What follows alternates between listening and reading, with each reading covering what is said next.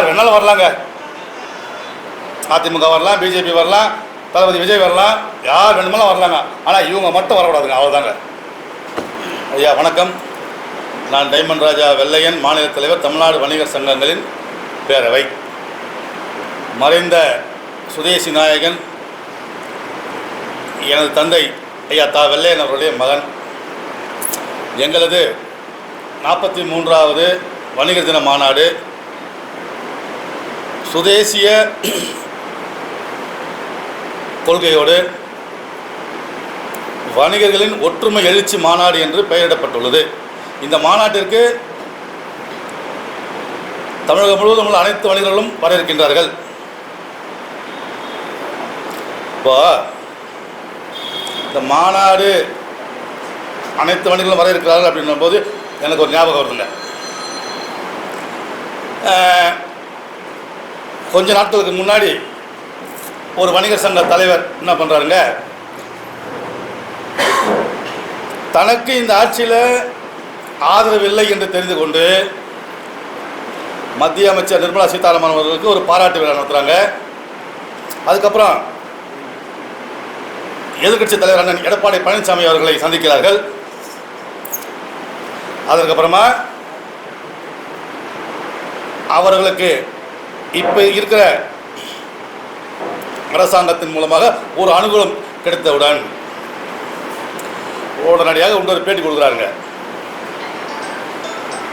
நான் முதல்வரை சந்தித்து வந்தேன். இந்த தேர்தல் அறிக்கையில் 22ஆம் பக்கத்தில் குறிப்பிட்டதை போல அதை நிறைவேற்றி தருவேன் என்று வாக்குறுதி கொடுத்தார்கள். ஆகையால் தமிழகம் முழுவதும் உள்ள 1 கோடி வணிகர்கள் சார்பாக அவர் முதல்வராக எங்களுடைய வாழ்த்துக்கள் அப்படின்னு கூறினார். இதெல்லாம் எவ்வளோ பெரிய ஒரு அடமானம் வைக்கிற செயல் இதெல்லாம். ஐயா பாருங்க, நாங்கள் எந்த அரசியல் கட்சிக்கும் சாராதவங்க. நாங்கள் ஜாதி, மதம், மொழி, இனம் இதெல்லாம் வேறுபட்டு தான் எங்களது தலைவர் ஐயா தா வெள்ளையன் அவர்கள் இந்த அமைப்பை ஒரு கட்டுக்கோப்பாக உருவாக்கினார்கள். அவர் நேர்மையாக நடந்ததன் காரணமாகவோ இவர்களெல்லாம் அவரை விட்டு பிரிந்தார்கள். ஏன்னா எங்கள் ஐயாவுடைய அந்த நேர்மை அவங்களுக்கு பிடிக்கலன்னு தான் இதை விட்டு பிரிஞ்சு போனாங்க. இப்போ திரும்பவும்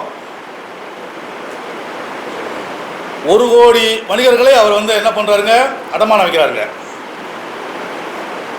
ஆகையால் இது பாருங்க, ஓட்டுரிமை என்பது ஒவ்வொருத்தருக்கும் உண்டு. கட்டாயமாக அனைவரும் ஓட்டு போட வேண்டும். யாருக்கெல்லாம் நான் சொல்ல வரலங்க. உங்கள் தொகுதியில் யாருக்கெல்லாம் உங்களுக்கு அனுகூலமாக இருப்பாங்களோ அவர்களுக்கு நீங்கள் ஓட்டு போடுங்க, தப்பு கிடையாது. ஆனால் மீண்டும் இந்த ஆட்சி வரக்கூடாது. ஏன்னா இந்த ஆட்சியில் கொரோனா காலகட்டத்தில் இருந்த வணிகர்களை கணக்கெடுத்து அவங்க குடும்பத்துக்கு அரசாங்க வேலை கொடுத்தாங்களா, இங்கே அந்த குடும்பத்துக்கான நிதி கொடுத்தாங்களா? எதுவும் தரலங்க. அதுக்கப்புறம் போதை கலாச்சாரம், கஞ்சா போதையில் அந்த தூத்துக்குடி மாவட்டத்தில் ஒரு வணிகரை வெட்டுறாங்க. அதை தட்டி கேட்க போன காவல்துறையை கத்தியை காட்டி மிரட்டி போட வைக்கிறாங்க. அவங்களெல்லாம் பிடிச்சி கையை காலை உடைக்க முடிஞ்சுதா? எதுவும் கிடையாது. இப்போ மாதாவரத்தில் ஒரு வணிகரை வெட்டினாங்க. இப்போ கோடம்பாக்கத்தில் ஒரு பழைய இரும்பு பேப்பர் வாங்கக்கூடிய ஒரு கடை உரிமையாளரை வெட்டுறாங்க. அவருக்கு 42 வயசு தாங்க. 2 கையும் அவரால் அந்த 2 கையும் இழந்து போச்சுங்க, செயலிழந்து போச்சுங்க. அந்த வெட்டினவங்களை யாரையாவது போலீஸார் அவர்கள் உள்ள பிடிச்சி போட்டியில் என்கவுண்டர் பண்ணாங்களா? ஐயா அதை இப்போ சொன்னார் பார்த்தீங்களா, ஒரு வணிகர் சங்க தலைவர் 1 கோடி வணிகர்கள் என் கூட இருக்கிறாங்கன்னு சொல்லி அவர் அவங்கள போய் சந்திச்சு பார்த்து ஆர்வம் கூறினாரா? இதை தட்டி கேட்டு அவங்க போராட்டம் என்ன பண்ணாங்களா? ஒரு போராட்டமும் பண்ணாங்க. ஆன்லைன் வர்த்தகம் உள்ள சிறு அவர்களுடைய அந்த வணிகம் பாதிக்கப்பட்டிருங்க. அதற்கு குரல் கொடுத்தாரா? அதுவும் கிடையாது. சரி, ஏதோ ஒரு கண்துடைப்புக்காக நாங்கள் டிமார்ட்டை முற்றுகிறோம்னு சொல்லி திருச்சியில் போய் எங்க முற்றுகிட்டாங்க? முற்றுகை போராட்டம் என்பது எப்படி தெரியுங்களா? முற்றுகை போராட்டம்னா சொல்லாம கொள்ளவே முற்றுகையிடணும், அதுதாங்க முற்றுகை போராட்டம். ஒரு கண் துடைப்பு வணிகர்களை அடமானம் வைத்துதான் இவர் சொகுசான வாழ்க்கை வாழ்கின்றார். எங்க ஐயாவும் நாங்களோ அப்படி கிடையாதுங்க வணிகர்களே. ஒன்னே ஒன்று சொல்றாங்க, வெள்ளையன் அவருடைய படத்தை வைத்து பிழைப்பவர்கள் வாணிகர்களுக்கு என்றுமே உறுதுணையாக இருக்க மாட்டார்கள். நாங்கள் அப்படி இல்லை. நான் அவருடைய மகன். ஒவ்வொரு வணிகர்களையும் எனது சொத்துக்களாக அவர் விட்டு சென்றுள்ளார். என்னுடைய சொந்தங்களே, என் சொத்துக்களே, பாருங்க, உண்மையான வெள்ளையர்களுடைய விசுவாசிகள் நாங்கள். அப்படி என்றால் அனைவரும் மறைமலை நகரிலே நடக்கக்கூடிய மே 5 மாநாட்டிற்கு ஒன்று திரள்வோம். நாம் அனைவரும் ஒன்று திரண்டால்தான் எந்த அரசாங்கம் வந்தாலும் நமது கோரிக்கையை ஏற்று அதை செயல்படுத்துவார்கள். அதே போன்று நாளை நமது அனைத்து வணிகர்களும் என்னுடைய சொந்தங்கள். பாருங்க, நான் இவரை போன்று யாரிடமும் உங்களை நான் அனுமானம் வைக்க மாட்டேன். எனது தந்தை எப்படி வழிநடத்தி சென்றாரோ அதே போன்று வழிநடத்தி செல்வேன். இப்போ கூட பார்த்துக்கிட்டீங்கன்னா ஐயா பாரத மோடி அவர்கள் சொன்னார்கள், உள்நாட்டு வணிகம் சிறப்படைய வேண்டும். இந்த உள்நாட்டு வணிகம் சிறப்படைய செய்தால்தான் நமது நாட்டின் பொருளாதாரம் மேலோங்கும். உள்நாட்டு வணிகம், சுதேசிய வர்த்தகம், உள்நாட்டு பொருட்களை வாங்க வேண்டும் என்று ஐயா மோடி அவர்கள் கூறியதற்கு நாங்கள் வரவேற்பளிக்கின்றோம். ஆனால் இதை மறைந்த எங்களது தலைவர் 22 ஆண்டு காலம் முன்னதாகவே கூறியிருந்தார்கள். அதை இன்று பாரத பிரதமர் கூறும்போது எங்களுக்கு மகிழ்ச்சி அளிக்கின்றது.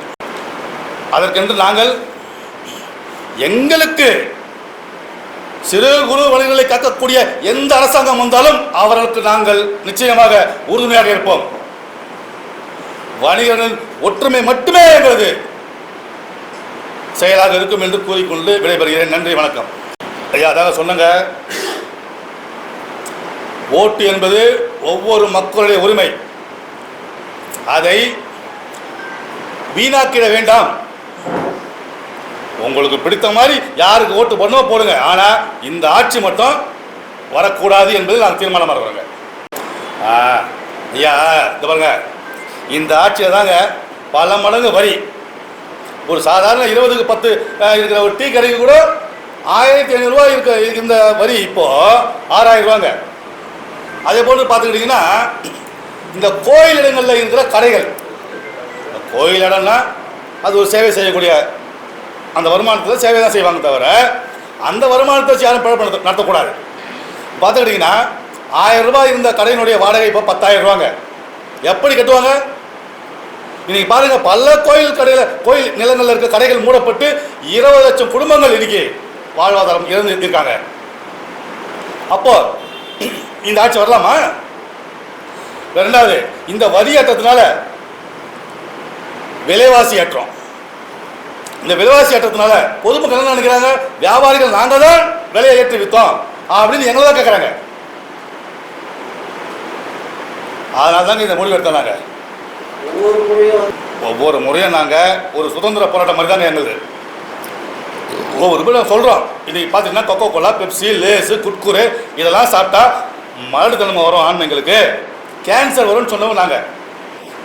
எங்களுடைய இந்த அகிம்சா வழி போராட்டத்தினால்தான் இதனுடைய வியாபாரங்கள் குறைந்திருக்குங்க. இப்போ மீண்டும் அடுத்த ஆட்சி வரும்போது இதே தீர்மானத்தை கொண்டு வருவோம். மீண்டும் ஒரு சுதந்திர போர் என்றது போல சுதேசிய பயணம் இங்கே சென்னையிலிருந்து கன்னியாகுமரிக்கு நாங்கள் நடத்த இருக்கிறோங்க.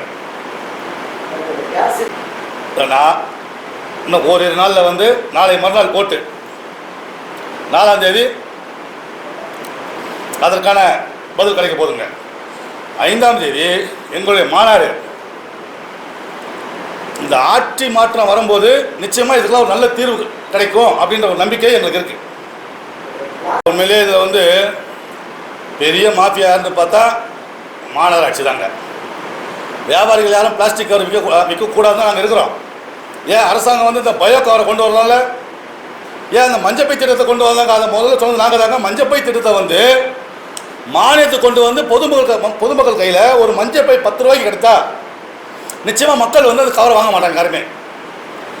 மஞ்சப்பை வந்து இன்னைக்கு 60 ரூபா 70 ரூபா விற்றா எப்படி வாங்குவாங்க? சாமானிய ஒரு மக்கள் என்ன பண்ணுறாங்கன்னா, பொதுமக்கள் இப்போ அவங்க வேலையை விட்டு போகும்போது அந்த 1 ரூபா கவர் வாங்கி காய்கறியோ மளிகை சாமான் வாங்கிட்டு போயிடுறாங்க.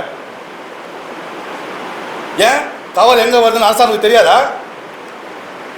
ஏன் கவர் உற்பத்தியாளர்களுக்கு வந்து அவங்களுக்கு அந்த மானியம் கொடுத்துருக்குறாங்களே அது தெரியாதா?